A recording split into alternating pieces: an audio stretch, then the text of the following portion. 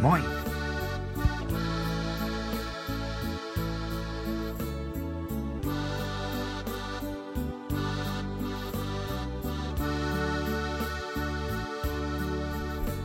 Plattdeutsch lernen.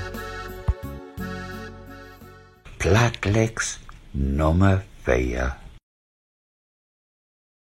Familienleben. Klok 7 in de Früh sitzt Vater in sein Auto und fährt nach das Büro in der Stadt. Die Kinder ät Frühkost, für dat sie nach Schule geht. Mutter arbeitet allein in der Bäckerei. All Klok 5 in der Früh fängt sie an zu backen. Klok 12 ist Mutter wieder zu Hus. Sie macht sich gau n Salat und item wie desse de Nachrichten liest und Musik hört. Mittags ät Vater und die Kinder nicht zu Hus. Mutter ist ein bisschen müde und braucht einen kurzen Gruß, ehe dat sie mit der Husarbeit anfängt.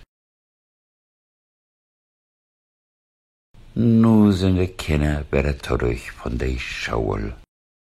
Sie helft Mutter bei der Husarbeit.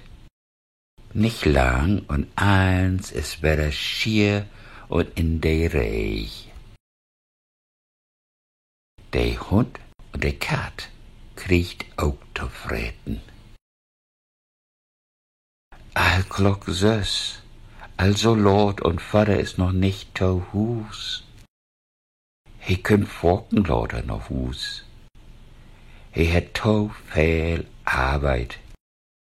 Mutter hält dat Eten warm vor ihm. Sie töft ob ihm und öft so lang, ob hab. Will des sind die Kinder in Jümmer kommen und mag Jümmer lexen. Just nu lehrt der Jung Regen und der Dejan lehrt Englisch. Morgen geht der Kinder wieder nach Schule. Tschüss. Wees bedankt für drin kicken. Nicht vergessen, Leben ist Leben und Lehen.